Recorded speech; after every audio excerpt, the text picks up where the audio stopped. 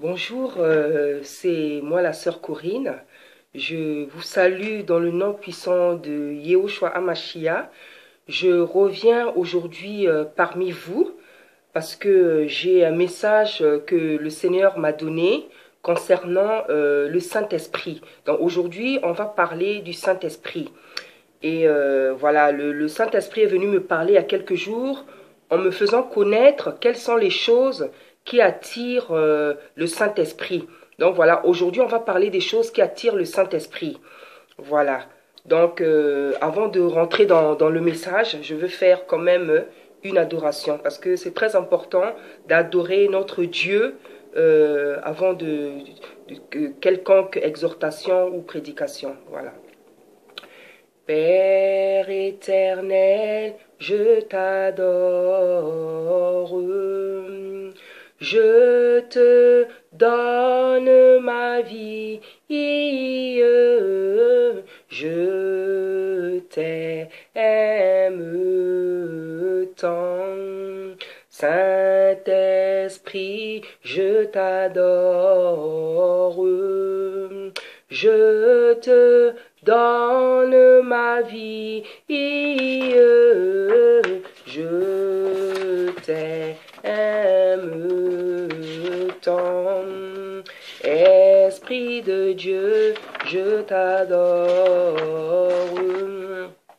je te donne ma vie, je t'aime tant. Oh oui, Saint-Esprit de Dieu, Seigneur.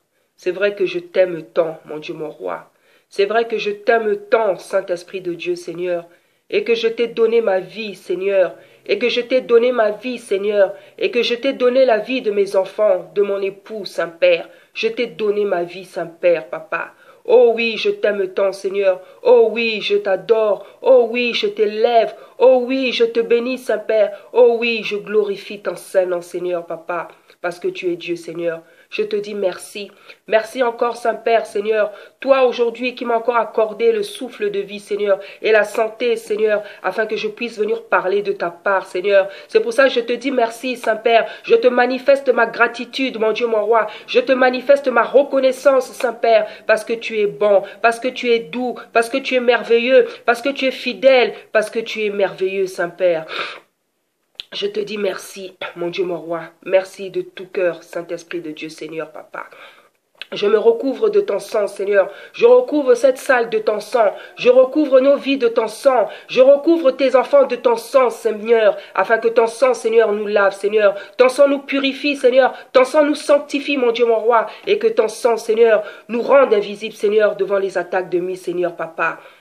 Oh Saint-Esprit de Dieu, toi qui veux parler à tes enfants aujourd'hui, toi qui veux te présenter à eux, Saint-Esprit de Dieu, car c'est donc ce dont il s'agit aujourd'hui, le Saint-Esprit. Alors Saint-Esprit de Dieu, Papa, manifeste-toi dans ma vie, manifeste-toi à travers cette exhortation, mon Dieu, mon roi, manifeste-toi, Saint-Père, dans cette salle, manifeste-toi, Seigneur, à travers mon corps, mon esprit, ma vie, ma santé, Seigneur, manifeste-toi à travers ma bouche, manifeste-toi à travers mes enfants, mon Dieu, mon roi, manifeste-toi à travers ton peuple, Seigneur, à travers ton église, à travers ta maison, Seigneur. Toi qui dis dans ta sainte parole que tu prends plaisir à ton peuple, mon Dieu, mon roi. Manifeste-toi, Saint-Esprit de Dieu, Seigneur. Merci, merci, mon Dieu, mon roi. Tu m'as dit dans ta sainte parole, Seigneur, oui, Seigneur, tu m'as promis, Seigneur, que tu m'as donné toute autorité, Seigneur, de marcher sur les scorpions et les serpents, mon Dieu, mon roi. Et tu m'as dit encore, Seigneur, et sur toute la puissance de l'ennemi, et que rien ne pourra me nuire. C'est pour ça, Saint-Esprit de Dieu, je me lève, Saint-Esprit de Dieu, je me lève et je prends autorité afin de détrôner, Seigneur, afin de détrôner, mon Dieu, mon roi, afin de paralyser, Saint-Père, tout ce qui ne glorifie pas ton Saint-Nom, Seigneur, Papa. Dans nos vies, dans cette maison, Saint-Père, à travers mes enfants, dans cette salle, Papa. Oh Saint-Esprit de Dieu, je détrône, je paralyse, Saint-Père, dans le peuple de Dieu, dans ton peuple, mon Dieu, mon roi, tout esprit de rébellion, tout esprit de résistance, mon Dieu, mon roi, tout esprit de doute, tout esprit d'incrédulité, Seigneur. Oh, je le rends nul, caduc et sans effet. Je le paralyse, je le détrône, je le rends nul, caduc et sans effet. Et je l'envoie périr, Seigneur, dans les lieux arides, dans les abîmes sans fond, Seigneur, attendent leur jugement dernier, Seigneur. Cela dans le nom puissant de Yehoshua Hamashiach. Amen. Voilà, donc comme j'ai dit, bien-aimés dans le Christ, aujourd'hui, on va parler des choses qui attirent le Saint-Esprit. Parce que, comme je vous ai dit, c'est comme ça qu'il est venu me visiter il y a quelques semaines. Il y a quelques semaines, c'était en fait... il y a quelques semaines, le mois dernier, il est venu me visiter en me faisant connaître quelles sont les choses qui attirent le Saint-Esprit. Donc, je pense qu'avant de parler de ces choses, on va d'abord redéfinir qu'est-ce que c'est le Saint-Esprit. On va redéfinir qu'est-ce que c'est le Saint-Esprit pour que nombreux se retrouvent. Parce que c'est vrai que en étant chrétien, il y en a quand même qui ne connaissent pas vraiment la nature, la personne du Saint-Esprit. Donc avant vraiment que je parle de ce que le Saint-Esprit est venu me dire, j'ai trouvé nécessaire de redéfinir le Saint-Esprit. Comme ça, ceux qui ne maîtrisaient pas trop, ne connaissaient pas trop la personne du Saint-Esprit vont avoir plus de facilité à suivre ce message. Donc en tout cas, d'habitude, c'est vrai que je fais beaucoup de messages. Le Saint-Esprit me fait la grâce de pouvoir faire sans écrit, sans trop de papier. Et là, c'est quand même un sujet très très important parce que le Saint-Esprit, c'est vraiment la chose qui est la plus importante pour un chrétien. Et on va le voir dans notre développement. C'est la chose qui est la plus importante. Donc, en fait, j'ai écrit beaucoup, en fait, aujourd'hui. J'ai beaucoup écrit. Donc, vous allez me voir beaucoup lire. Et je recommande aussi vraiment à tous ceux qui vont suivre le message, ceux qui ne sont pas trop affermis, de prendre quand même un papier, un cahier et un bic. Parce qu'en fait, aujourd'hui, je veux beaucoup lire. Donc, ça serait très, très important de beaucoup noter. Beaucoup noter, pourquoi? Parce que le Saint-Esprit, c'est la chose la plus importante pour un chrétien. Voilà, donc ça serait vraiment nécessaire de noter. Parce que moi-même aussi, quand j'ai préparé ce message, le Seigneur m'a beaucoup appris, il m'a beaucoup instruit, il m'a dit beaucoup de choses, il m'a révélé beaucoup de choses. Donc, c'est vrai qu'aujourd'hui, je vous donne ce message, mais pendant que je le préparais, le Saint-Esprit a agi aussi beaucoup sur moi. Il m'a beaucoup parlé, il m'a dit beaucoup de nouvelles choses, en fait, que je ne savais pas. Donc, bien aimé, vraiment, comme je vous demande vraiment, si vous pouvez prendre un cahier, un papier, un bic pour noter ce que je veux dire, parce que ça sera très, très important. On va quand même parler du Saint-Esprit. Voilà. Donc, comme je vous ai dit, avant de dire qu'est-ce qui attire le Saint-Esprit, on va redéfinir le Saint-Esprit. Donc, pour ceux qui vont noter, voilà. Donc, j'ai écrit que le Saint-Esprit, en fait, c'est la manifestation. Donc, vous pouvez écrire parce qu'on va voir plusieurs choses. Donc, vous pouvez écrire numéro 1. Numéro 1, ça sera donc la définition du Saint-Esprit. Donc, j'ai écrit que le Saint-Esprit, en fait, c'est la manifestation de la présence de Dieu. Ne vous inquiétez pas, je vais aller doucement. Parce que je sais que je parle vite, mais je veux quand même aller doucement. C'est la manifestation de la présence de Dieu. Voilà, c'est la manifestation de la présence de Dieu. Et cette présence se manifeste par des effets. Et cette présence se manifeste par des effets. Et cette présence se manifeste par des effets qui peuvent être les miracles, les signes, les prodigues, la gloire de Dieu, les guérisons, etc. Donc je répète, le Saint-Esprit, c'est la manifestation de la présence de Dieu. Et cette présence se manifeste par des effets qui peuvent être les miracles, les signes, les prodigues, la gloire de Dieu, les guérisons, etc. C'est-à-dire que tout ce qui survient de surnaturel, c'est-à-dire que tout ce qui survient de surnaturel démontre la présence de Dieu,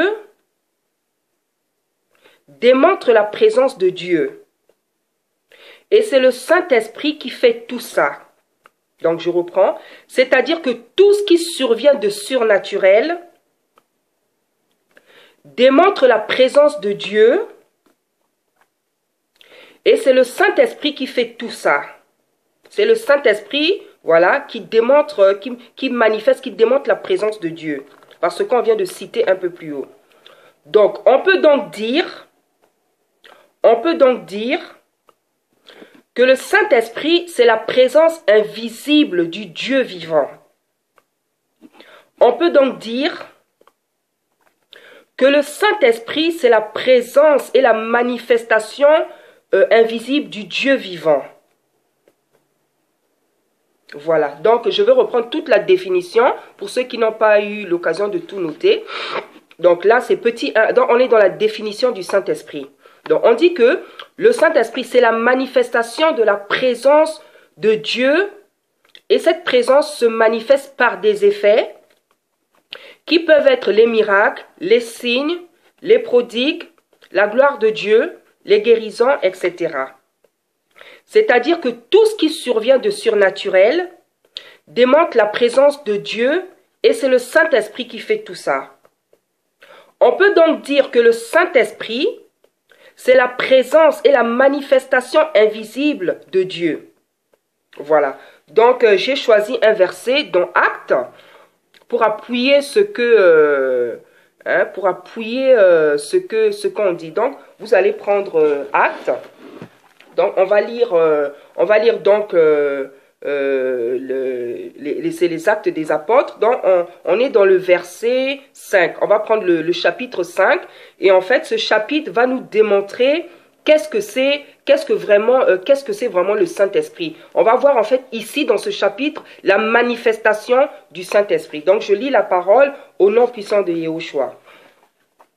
Mais un homme nommé Ananias avec Saphira sa femme vendit une propriété et retint une partie du prix. Sa femme le sachant, puis il apporta le reste et le déposa aux pieds des apôtres. Pierre lui dit, Ananias, pourquoi Satan a-t-il rempli ton cœur au point que tu mentes au Saint-Esprit et que tu aies retenu une partie du prix de champ? S'il n'avait pas été vendu, ne te resterait-il pas? Et après qu'il a été vendu, le prix n'était-il pas à ta disposition? Comment as-tu pu mettre en ton cœur un pareil dessein? Ce n'est pas à des hommes que tu as menti, mais c'est à Dieu. Ananias, entendant ces paroles, tomba et expira. Une grande crainte saisit tous les auditeurs.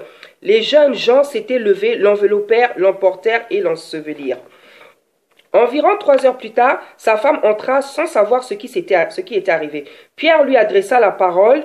Dis-moi, est-ce à un tel prix que vous avez vendu le champ? Oui, répondit-elle, c'est à ce prix-là.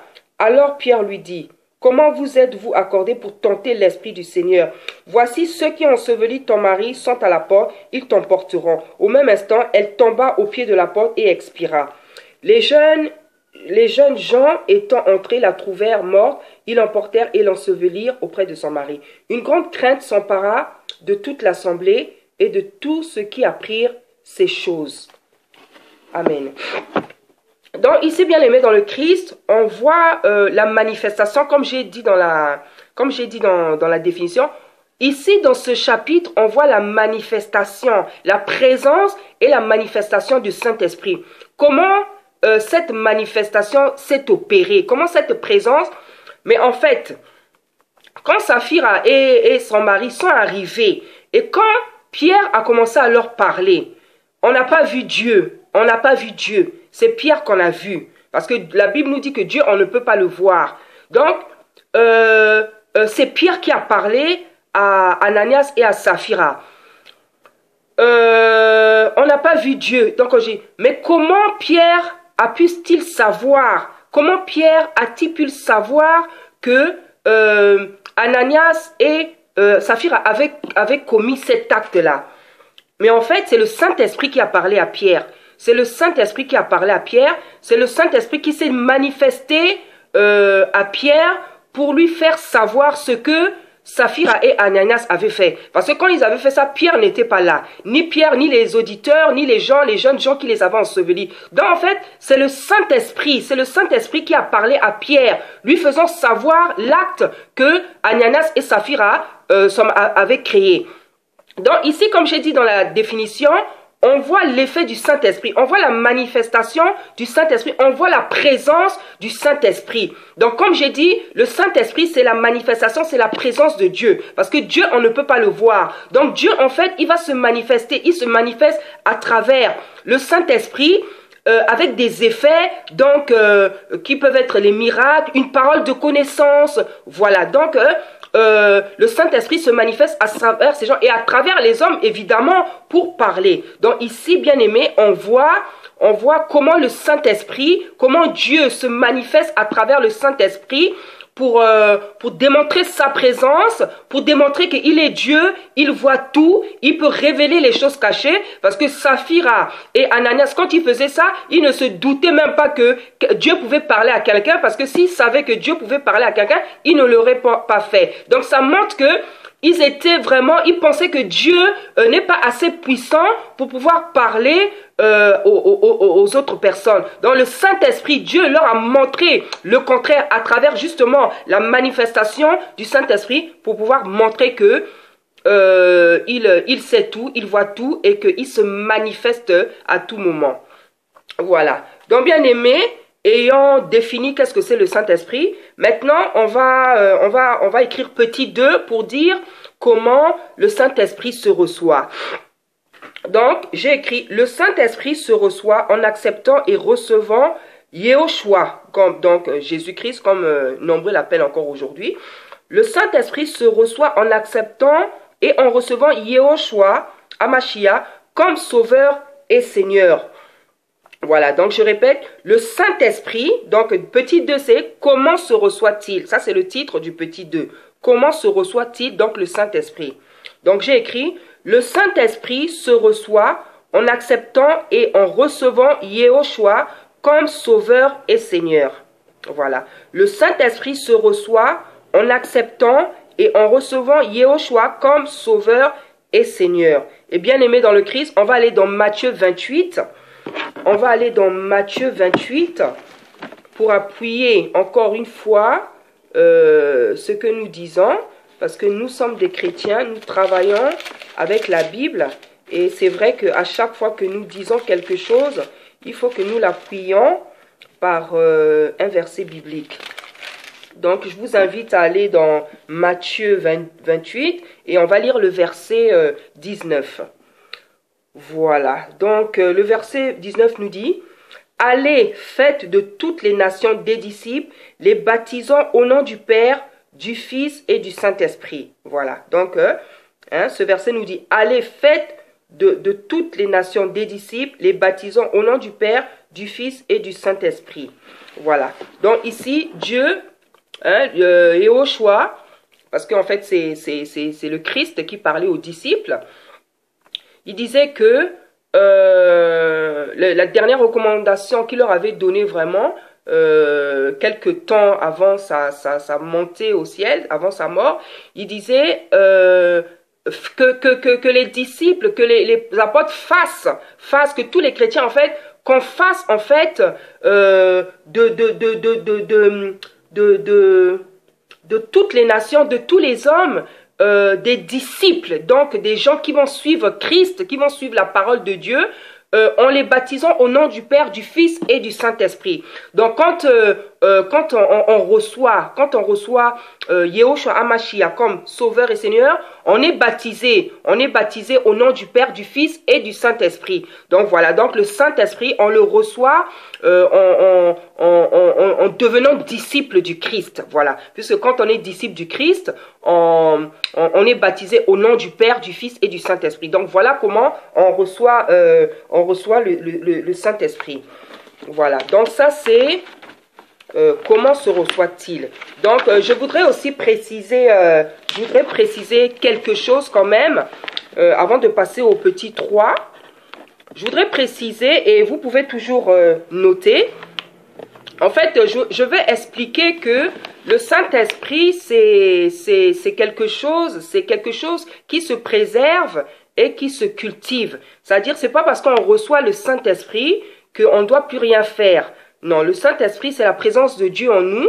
Donc, on doit préserver cet esprit on doit préserver et cultiver en fait la présence de Dieu en nous. Voilà, parce que c'est pas une garantie en fait de recevoir le Saint-Esprit, parce que le Saint-Esprit peut nous quitter.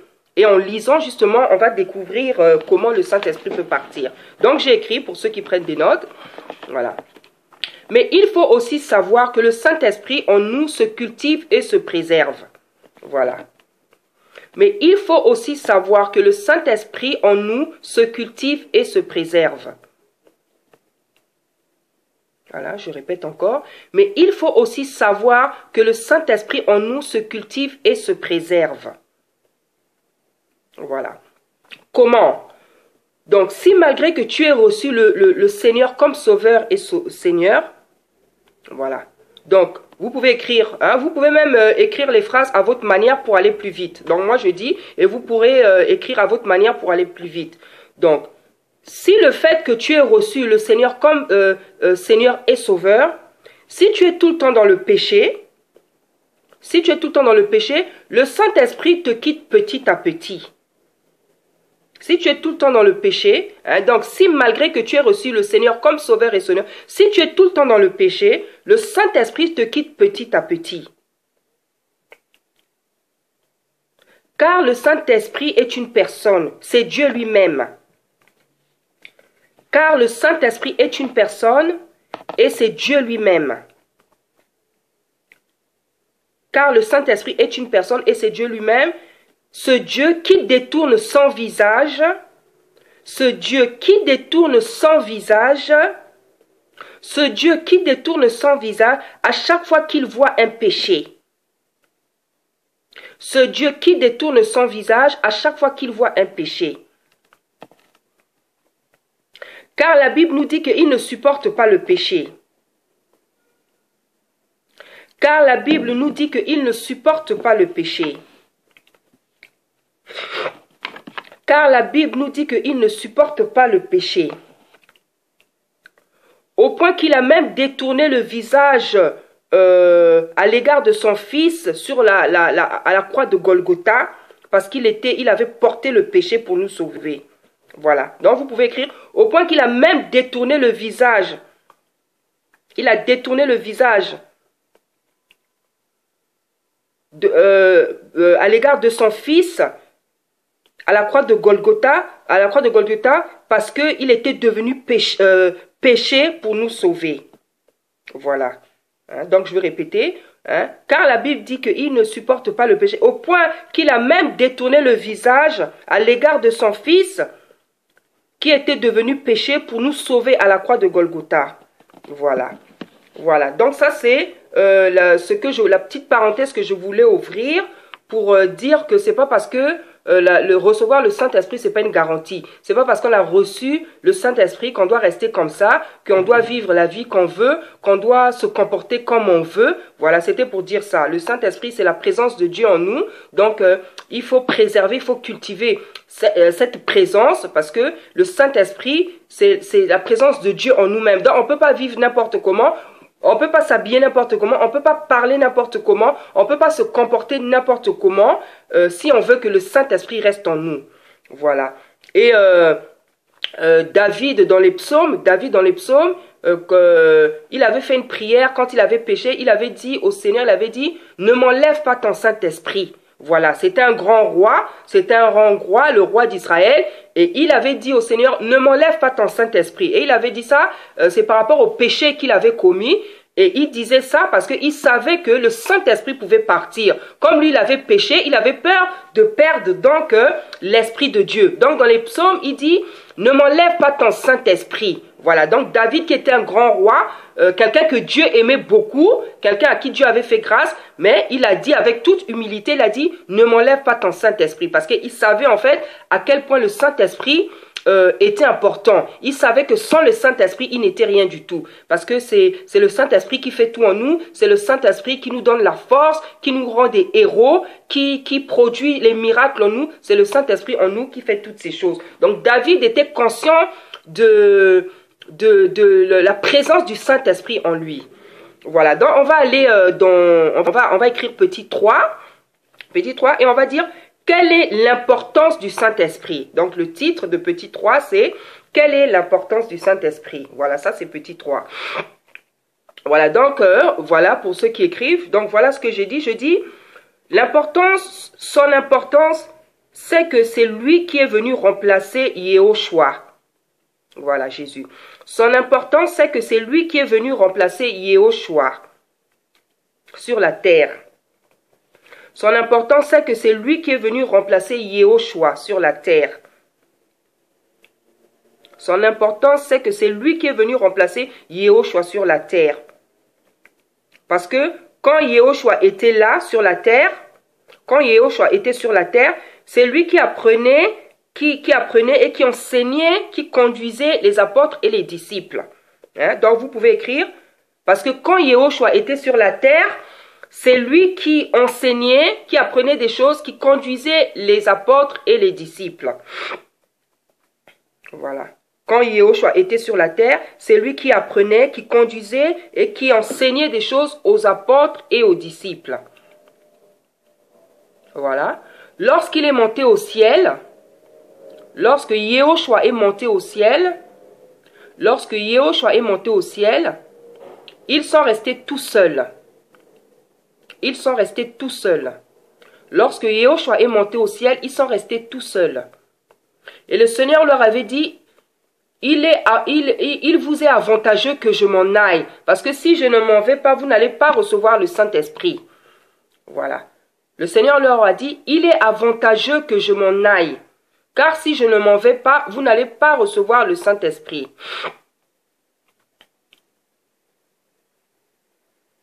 Voilà. Il est avantageux que je m'en aille, car si je ne m'en vais pas, vous n'allez pas recevoir le Saint-Esprit. Donc, on peut continuer, on disait qu'on appelle le consolateur. Le Saint-Esprit, on l'appelle le consolateur.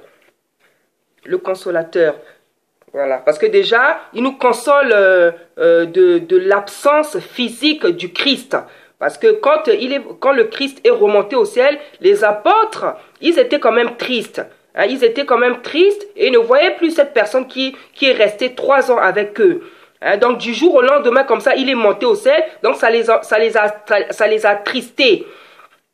Donc pourquoi donc le Saint-Esprit s'appelle le consolateur? Parce que il console. Quand il leur a fait cette promesse qu'il était avantageux pour eux qu'ils s'en aillent, parce que une fois qu'ils partiraient, le Saint-Esprit justement descendrait. Donc ça les avait déjà consolés. Ça les avait déjà consolés parce qu'ils savaient que même si Yehoshua était monté au ciel, ils n'allaient pas rester orphelins, comme nous dit la Bible. Hein?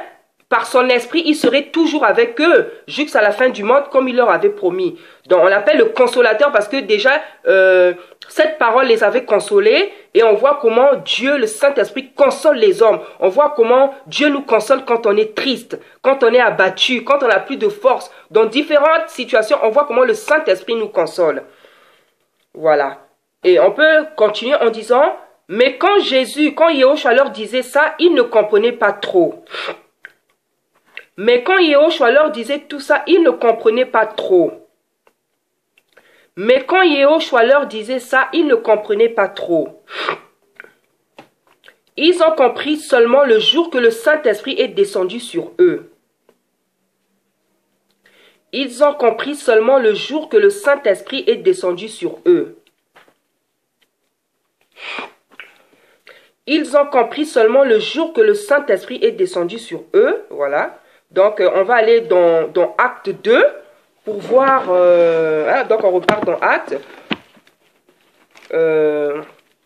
On repart dans Acte pour voir qu'est-ce qui s'est passé le jour que le Saint-Esprit est descendu sur eux et comment, en fait, ils avaient maintenant compris qu'est-ce que le Seigneur voulait leur dire. Qu'est-ce que le Seigneur voulait leur dire et l'importance, donc voilà. Voilà, vous m'excusez avec le pollen, le printemps, le pollen et tout, donc ça me démange un peu. Donc voilà, on est dans Acte 2, donc voilà ce que nous dit la Bible. Le jour de la Pentecôte, ils étaient tous ensemble, dans le même lieu. Tout à coup, il vint du ciel un bruit comme celui d'un vent impétueux, et il remplit toute la maison où ils étaient assis. Des langues semblables à des langues de feu leur apparurent, séparées les unes des autres, et se posèrent sur chacun d'eux. Et ils furent tous remplis du Saint-Esprit et se mirent à parler en d'autres langues, selon que l'Esprit leur donnait de s'exprimer. Or, il y avait en séjour à Jérusalem des Juifs, hommes pieux de toutes les nations qui sont sous le ciel. Au bruit qui eut lieu, la multitude accourut et elle fut confondue par ce que chacun les entendait parler dans sa propre langue. Ils étaient tous dans l'étonnement et la surprise, et ils se disaient les uns aux autres, « Voici ces gens qui parlent, ne sont-ils pas tous Galiléens? Et comment les entendons-nous dans notre propre langue, à chacun, dans notre langue maternelle, Partès, Médès, Élamite, ceux qui habitent en Mésopotamie, la Judée, la Cappadoce, le Pont, l'Asie, la Phrygie, la Pamphylie, l'Égypte, les territoires de la Libye voisine de Cyrène, et ceux qui sont venus de Rome, juifs et prosélytes, crétois et arabes, comment les entendons-nous parler dans nos langues des merveilles de Dieu? Et ils étaient tous dans l'étonnement. Et ne sachant que penser, ils se disaient les uns aux autres, « Que veut dire ceci ?» Mais d'autres se moquaient d'eux et disaient qu'ils sont pleins de vin doux. Discours de Pierre, voilà. Donc, on peut un peu s'arrêter ici. On va continuer pour expliquer autre chose. Donc, voilà, on est dans... Voilà, dans... Quelle est l'importance? Voilà, donc ici, en fait, on voit l'importance d'avoir le Saint-Esprit. On vient de lire... Donc, vous voyez, une fois que on reçoit l'importance du Saint-Esprit, c'est qu'en fait, il se passe des choses en nous. Hein, il se passe des choses en nous dès qu'ils ont reçu le Saint-Esprit qui est descendu comme par du feu. Ils ont commencé à parler en langue, ils ont commencé à parler d'autres langues. Donc, les gens qui étaient autour étaient étonnés. Hein, comme on vient de lire, ils étaient étonnés parce que ces apôtres-là commençaient à parler des langues que eux ils ne connaissaient pas, hein, des langues des pays voisins, d'autres tribus, donc tout ce qu'on vient de citer. Donc les gens étaient étonnés, ils se demandaient mais qu'est-ce que c'est? Voilà, donc au point où ils se sont même moqués d'eux, hein, et d'autres disaient, comme nous dit la Bible, d'autres se sont moqués d'eux parce qu'ils pensaient qu'ils avaient bu du vin. Donc, on voit que quand on reçoit le Saint-Esprit, il se passe des choses. Hein, il se passe des choses. Voilà. Donc, là, maintenant, petit 4, on va écrire comme petit titre, que se passe-t-il quand on le reçoit? Donc, petit 4, vous pouvez écrire, que se passe-t-il quand on le reçoit? Donc, on parle toujours du Saint-Esprit. Que se passe-t-il quand on reçoit? Petit 4. Donc, j'ai écrit, quand on reçoit le Saint-Esprit, on est habillé de l'onction et de la puissance de Dieu. Voilà, j'ai écrit. Quand on reçoit le Saint-Esprit, on est habillé de l'onction et de la puissance de Dieu. Quand on reçoit le Saint-Esprit, on est habillé de l'onction et de la puissance de Dieu. Et c'est ces deux choses qui vont nous permettre de faire des miracles et de provoquer des miracles. Hein? C'est le fait de recevoir donc l'onction et la puissance de Dieu, voilà. Donc ces deux choses en nous vont nous permettre de faire des miracles et de provoquer des miracles. Voilà, je répète, c'est ces deux choses qui vont nous permettre de faire des miracles et de provoquer des miracles. De devenir une personne surnaturelle. De devenir une personne surnaturelle. La personne qui a le Saint-Esprit devient une personne surnaturelle. La personne qui a le Saint-Esprit devient une personne surnaturelle. Faisant des choses surnaturelles. Faisant des choses surnaturelles. La personne qui a le Saint-Esprit devient une personne surnaturelle, faisant des choses surnaturelles. Donc la personne qui a le Saint-Esprit n'est plus une personne comme les autres. Donc là, oraka. Donc la personne qui a le Saint-Esprit n'est plus une personne comme les autres. Donc oraka. Donc la personne qui a le Saint-Esprit n'est plus une personne comme les autres. Tu n'es plus une personne normale. Tu n'es plus, je sens le parler en langue là, mais vous inquiétez pas, le Saint-Esprit est en train de m'aider. Je sens le parler en langue qui monte. Tu n'es plus une personne comme les autres. Tu n'es plus une personne normale. Tu n'es plus une personne normale, tu n'es plus une personne ordinaire. Tu n'es plus une personne ordinaire. En fait, la personne qui a le Saint-Esprit devient, on dirait, une personne un peu mystique comme ça. Voilà. Voilà. Donc, tu n'es plus une personne ordinaire. Voilà. Et on va voir les actes, les effets donc, de la puissance dans Acte 2 au verset 14. Donc, on va donc continuer avec le verset 14. Voilà, donc, alors Pierre se présentant avec les 11 éleva la voix et leur parla en ces termes. Hommes juifs, et vous tous qui séjournez. Bon, en fait, vous pouvez lire tout ce, c'est pour gagner du temps, vous pouvez lire en fait tout ce chapitre, jusqu'en fait, au moment où la Bible nous dit que en fait, les gens ayant entendu ça, le discours de Pierre avait provoqué en fait la conversion de 3000 personnes. Voilà, donc vous pouvez lire tout. Voilà, c'est pour gagner du temps. Hein? Voilà, vous pouvez lire tout. Voilà. Vous pouvez vous arrêter au moment où la Bible dit que c'est le discours de Pierre là avait provoqué la conversion de 3000 personnes. Donc, qu'est-ce que je voudrais dire ici pour démontrer l'importance du Saint-Esprit? Voilà, Pierre, on sait que quand il était avec Jésus, on sait que c'était quelqu'un qui était quand même un peu boiteux. Hein?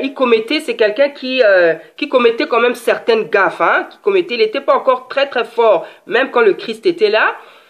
Et on voit même quand le Seigneur lui a demandé de marcher sur les eaux, il a un peu tremblé. Quand il a commencé à marcher, il a un peu tremblé. On voit même quand le Christ, on est venu Judas livrer le Christ, comment il a renié, comment il a renié le Christ. Donc on voit que il manquait encore de l'affermissement en fait, même quand le Christ était là.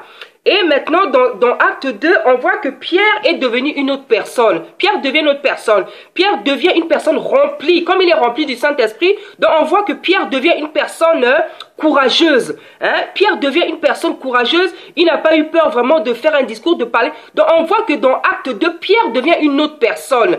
Hein? Pierre provoque la conversion de 3000 hommes. Et en fait, c'est quoi? Eh bien, c'est le Saint-Esprit en lui qu'ils ont reçu. Donc, c'est le Saint-Esprit en lui qui a provoqué toutes ces choses. Comme on a dit ici, quand on reçoit le Saint-Esprit, on n'est plus une personne naturelle. Donc, le Saint-Esprit nous fait faire des choses surnaturelles. Donc, on ne fait plus des choses, on fait des choses qu'un homme normal ne peut pas faire. Et ce que Pierre avait fait ici, c'était quelque chose de surnaturel. Parce que Pierre, avec ses défauts, ses boitements, on sait que c'est quelqu'un sans le Saint-Esprit, peut-être il ne pouvait pas faire ça. Mais là, on voit que rempli de la puissance du Saint-Esprit, on voit que Pierre devient capable de convertir en quelques mots 3000 âmes. Donc ça, c'est vraiment la puissance du Saint-Esprit qui s'était déversée sur lui. C'est pour ça que Pierre était devenu quelqu'un de courageux. Voilà, donc voilà, on a vu donc dans le 4, qu'est-ce qui se passe quand on le reçoit? Eh bien, quand on le reçoit, comme on a dit, eh bien, on devient une autre personne. Hein, on devient une autre personne. On est habillé de la puissance et de l'onction de Dieu qu'on peut appeler, c'est un manteau en fait, c'est des manteaux, hein, c'est un manteau en fait, l'onction de Dieu, la puissance de Dieu, c'est un manteau. Donc quand on reçoit, qu'est-ce qui se passe? En fait, on est habillé de l'onction, de la puissance de Dieu, et c'est cette onction qui nous permet, comme on l'a dit ici, de faire des miracles, des prodigues. Donc celui qui a le Saint-Esprit, il est capable de faire des miracles, de provoquer des miracles.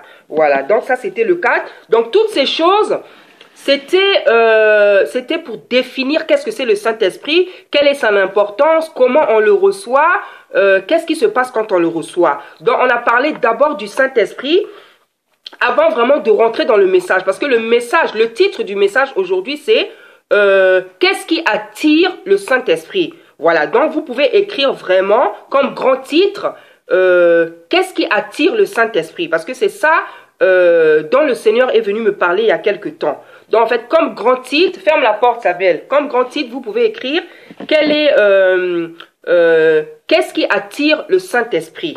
Voilà, donc comme j'ai dit, j'ai d'abord cherché à définir le Saint-Esprit. Voilà, donc maintenant, je vais rentrer vraiment dans le message. Je vais rentrer dans le message que le Seigneur m'a donné. Donc voilà, comme j'ai dit, voilà, donc voilà, qu'est-ce qui attire le Saint-Esprit? Donc, il y a 3 choses qui attirent le Saint-Esprit. Vous pouvez écrire, il y a 3 choses qui attirent le Saint-Esprit.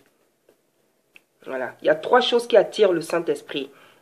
Donc, ce dont on a parlé avant là, vous pouvez écrire comme grand titre en fait, définition du Saint-Esprit. Là, vraiment, on rentre maintenant dans le message que le Seigneur m'a donné. Donc là, le message, le titre du message, c'est qu'est-ce qui attire le Saint-Esprit? Voilà.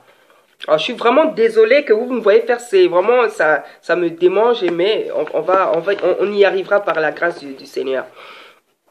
Donc voilà. Premier 1, la première chose qui attire le Saint-Esprit, c'est aimer Dieu. Voilà. Donc vous pouvez écrire, premier 1, aimer Dieu.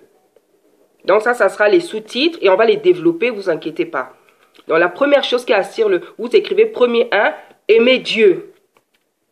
Voilà. Petit 2, aimer les autres.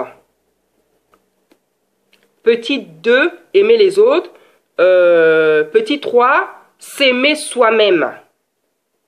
S'aimer soi-même. Et il y a aussi un petit 4. Et à la fin, on va parler du complexe d'infériorité. Dans petit 4, vous écrivez complexe d'infériorité. Voilà. Donc, je répète, la première chose qui attire le Saint-Esprit, c'est donc aimer Dieu, le fait d'aimer Dieu. Petit 2, aimer les autres. Petit 3, s'aimer soi-même. Et 4, le complexe, on va aussi parler du complexe d'infériorité. Donc, on va développer. Donc, premier, pourquoi aimer Dieu? Donc, on peut toujours continuer à écrire. Pourquoi aimer Dieu? Parce que c'est le Créateur. Voilà. Parce que c'est le Créateur du ciel et de la terre. On doit aimer Dieu parce que c'est le Créateur du ciel et de la terre. C'est lui qui nous a créés. C'est lui qui nous a créés. C'est lui qui a créé les animaux, les plantes, les collines, les montagnes, la nourriture, etc. Donc tu peux même écrire toutes les belles choses que Dieu a créées pour aller plus vite. Donc c'est lui qui a créé les animaux, les plantes, les collines, les montagnes, la nourriture, etc. L'eau, etc. Donc je répète, on doit aimer Dieu parce que c'est le Créateur du ciel et de la terre. Et c'est lui qui nous a créés. Il a créé les animaux, les plantes, les collines, les montagnes, la nourriture, l'eau, etc. Voilà. Et on peut aussi dire, parce qu'il nous a, on doit l'aimer parce qu'il nous a envoyé son Fils se sacrifier, mourir pour nous pardonner, pour sauver l'humanité et pour nous donner la vie éternelle. Donc on doit aussi l'aimer pour ça. Voilà. Donc vous écrivez, vous pouvez écrire à votre manière, voilà, pour gagner du temps. Voilà, on doit aussi l'aimer parce qu'il a envoyé son Fils unique mourir à la croix de Golgotha pour nous pardonner, sauver toute l'humanité et pour nous donner la vie éternelle. Voilà. Donc on peut aussi, vous pouvez donc même écrire ce verset dans Jean qui nous dit que car il a tant, car il a tant aimé le monde, voilà, qu'il a envoyé son Fils unique, voilà. Vous pouvez aussi rajouter ça. Voilà. Donc, je dirais, voilà pourquoi on doit l'aimer. Voilà. Donc, la première chose pour laquelle on doit aimer Dieu, parce que c'est lui le créateur du ciel et la terre. C'est lui le créateur. C'est lui qui nous a créés, c'est lui qui a créé l'eau, les animaux, les collines, toutes ces choses dont on a besoin. Non seulement il nous a créés, mais il a aussi créé des choses dont nous on a besoin. La nourriture, les plantes, l'eau, tout ça. Voilà. Et deuxièmement, parce qu'il a envoyé Yahushua mourir à la croix pour nous sauver, pour sauver l'humanité, pour nous pardonner et pour nous donner aussi la vie éternelle. Donc ça, c'est les deux raisons pour lesquelles on doit aimer Dieu. Voilà. Donc, petit 2, voilà. Voilà, non, on va, attendez, avant d'écrire petit 2, on va quand même développer, voilà, on va développer le petit 1.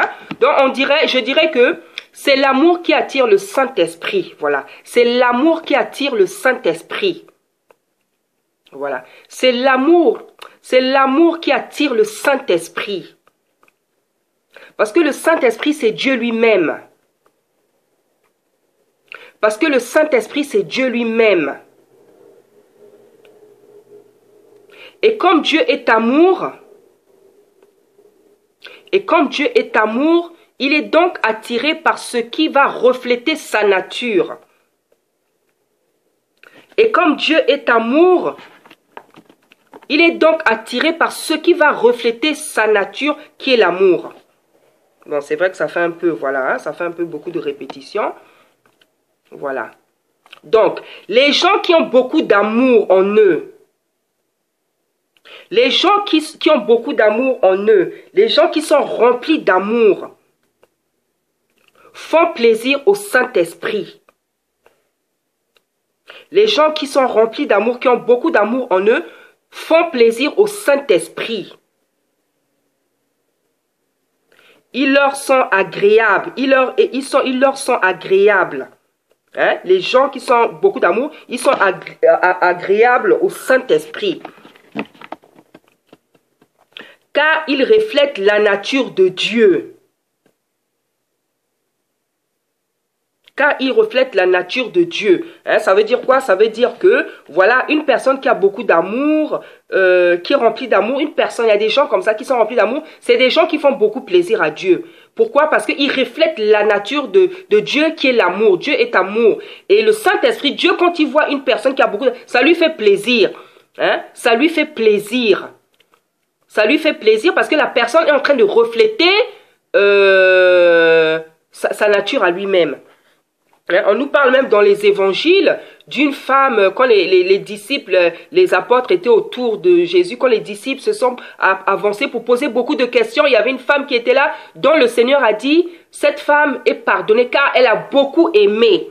Donc le Seigneur leur disait que cette femme, ses péchés lui sont pas parce qu'elle a beaucoup aimé. Le Seigneur dit parce qu'elle a beaucoup aimé, elle a manifesté beaucoup l'amour dans sa vie, que ses péchés lui étaient pardonnés. Donc, et la Bible nous apprend même que l'amour enlève beaucoup de péchés.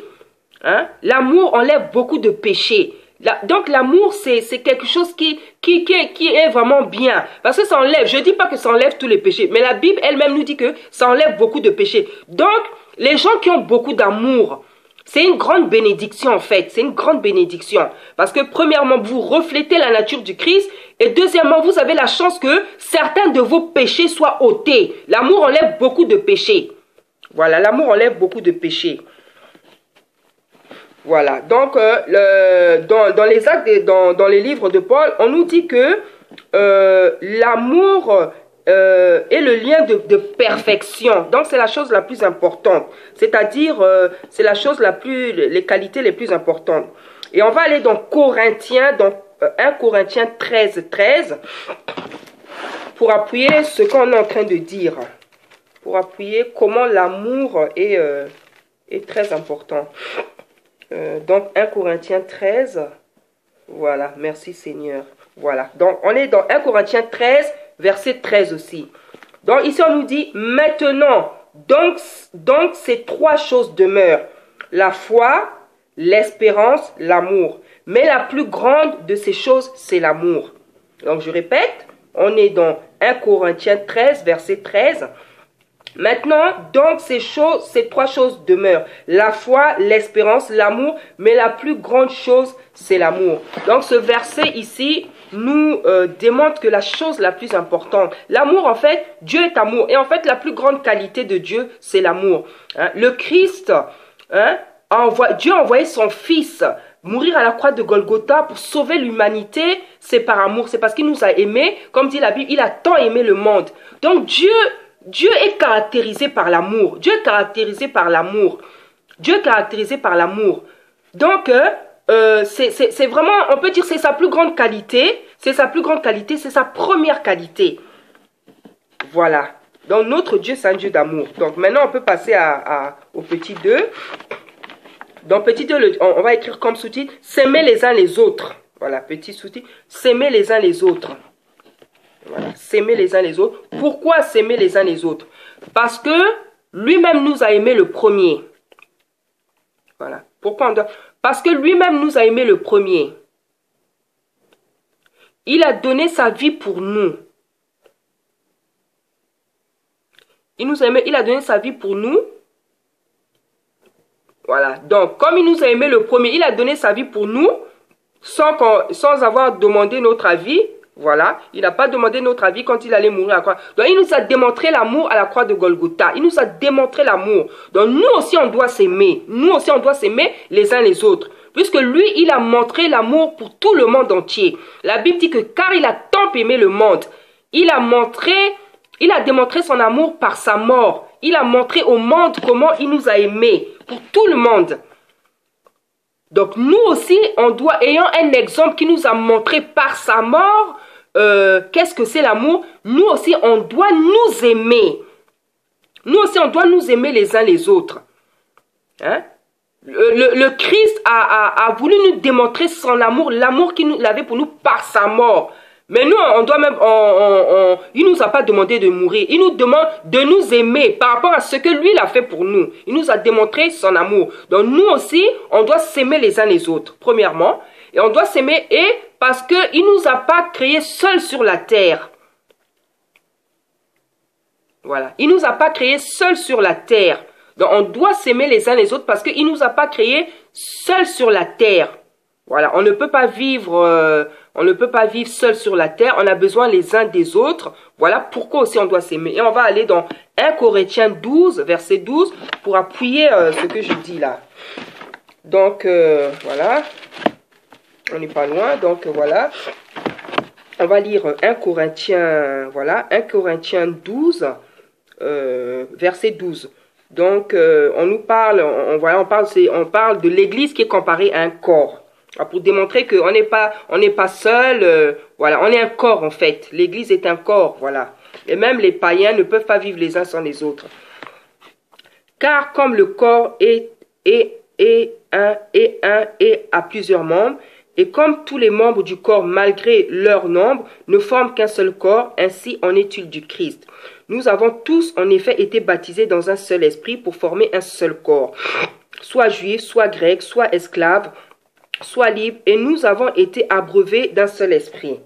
Ainsi, le corps n'est pas un seul membre, mais il est formé de plusieurs membres. Si le pied disait « Parce que je ne suis pas une main, je ne suis pas du corps », ne serait-il pas corps pour cela?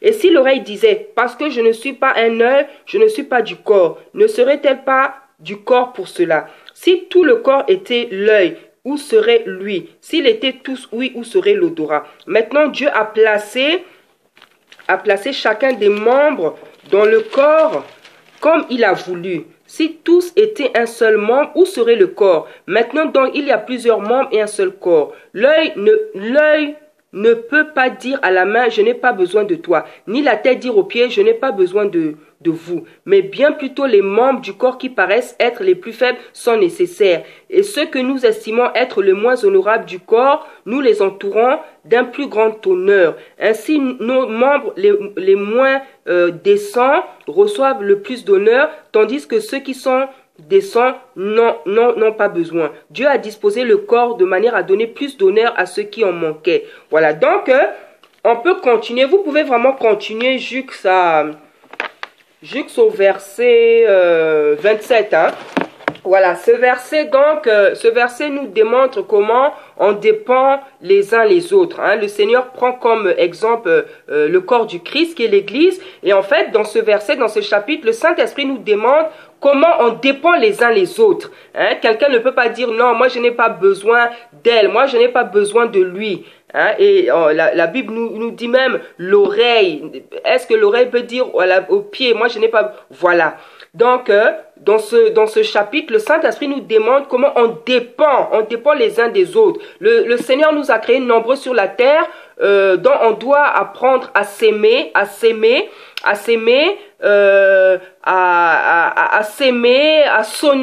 à se valoriser, à s'aimer. Voilà. Donc, c'est pour ouvrir aussi une petite parenthèse pour dire qu'en fait, quand Dieu nous dit tout ça, nous commande tout ça, donc on reconnaît par là que le racisme, en fait, c'est quelque chose qui n'est pas bien. Le racisme, c'est quelque chose de démoniaque.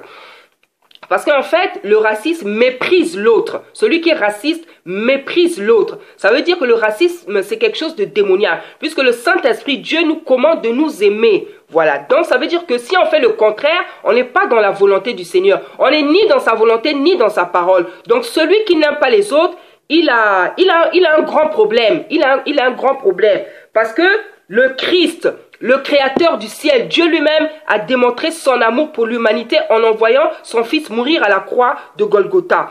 Donc toi, si tu es chrétien, tu n'aimes pas ton frère, tu n'aimes pas ta soeur, tu n'aimes pas telle race, tu as un sérieux problème. Tu as un sérieux problème parce que la Bible dit qu'on doit faire le contraire. Donc toi, s'il arrive qu'il y a quelqu'un que tu n'aimes pas, il y a un problème. C'est vrai que... comment dire, on n'est pas à l'aise avec tout le monde, hein. Il y a ce qu'on appelle antipathie, je sais pas quoi. Il y a des gens qui nous sont antipathiques. Ça peut arriver que on s'accroche pas avec certaines personnes, mais c'est que même soit en nous il y a un problème, soit en ces personnes il y a un problème. Parce qu'en fait, Dieu ne nous a pas créés pour qu'on se repousse les uns les autres. En fait, quand il y a des rejets, on se repousse comme ça, c'est qu'en fait, c'est peut-être en nous qu'il y a un problème ou chez les autres. Mais Dieu n'a jamais créé les hommes pour qu'ils se détestent. Sinon, il ne nous aurait pas créés. Et il ne nous aurait pas créés aussi nombreux. Voilà, donc ici, là, c'était pour dire pourquoi on doit s'aimer les uns les autres. Donc, on va aller au petit 3. Et petit 3, c'est... Le titre, c'est « S'aimer soi-même ». On peut écrire comme titre « S'aimer soi-même ». Voilà, j'avais déjà dit. Voilà, pourquoi?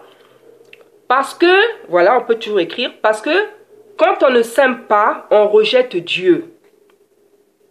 Parce que quand on ne s'aime pas, on rejette Dieu. Parce que quand on ne s'aime pas, on rejette Dieu. C'est comme si on insulte. C'est insulter Dieu. C'est insulter Dieu, en fait. Voilà, c'est insulter. Se rejeter, ne pas s'aimer, c'est insulter Dieu. Parce que c'est Dieu qui nous a créés. Voilà, parce que c'est Dieu qui nous a créés. Et il sait pourquoi il nous a créés tels que nous sommes. Et il sait pourquoi il nous a créés tels que nous sommes. Et il sait pourquoi il nous a créés tels que nous sommes, avec la couleur de notre peau, avec notre taille, avec nos traits. Voilà, avec la couleur de notre peau, avec notre taille, hein, si tu es gros, si tu es mince, si tu... Voilà, il sait pourquoi il a créé tout ça. Voilà, je ne dis pas que c'est bien d'être gros, je dis tout simplement, tu peux venir au monde un peu grassouillet, hein, un peu avec un peu grasseux, un peu dodu, mais tu as ta santé, tu as la santé. Il y a des gens comme ça qui sont un peu grassouillets, qui sont un peu dodus, des hommes, des femmes qui sont belles, qui sont beaux, voilà. Il y a une différence entre l'obésité et être un peu dodu. Voilà, il y a une différence. Quelqu'un peut être dodu, peut être grasseux, et il a la santé, il est très beau, il est très belle, elle est très belle. Voilà, il sait pourquoi elle a fait comme ça. Voilà. Voilà. Dans les proverbes, on dit que Dieu a tout créé à dessein, même le jour du méchant pour sa destruction. Voilà. Donc, Dieu a tout créé. Voilà. Voilà. Il nous dit que dans tout ce qu'il a créé, sa parole nous dit que tout ce qu'il a créé est beau. Voilà, vous pouvez écrire ça aussi. Sa parole nous dit que tout ce qu'il a créé est beau. Voilà. Sa parole nous dit que tout ce qu'il a créé est beau. Voilà. Sa parole nous dit que tout ce qu'il a créé est beau. Donc, toi, si tu ne te trouves pas belle ou beau, c'est que tu contredis Dieu. Tu contredis Dieu. C'est que tu contredis Dieu. Si tu trouves que tu n'es pas beau ou tu n'es pas belle, tu contredis Dieu. Puisque Dieu dit que tout ce qu'il a créé est beau. Voilà. Dieu vous trouve belle. Dieu trouve ses créatures belles. Dieu trouve ces créatures belles, on est beau, on est belle, parce que c'est Dieu qui dit que tout ce qu'il a créé est beau. Et comme je l'ai dit dans une certaine vidéo, le psalmiste, David, il y a un moment donné, il dit au Seigneur, il dit, je me réjouis que tu aies fait de moi une créature si merveilleuse. Voilà. Donc David se permet de dire que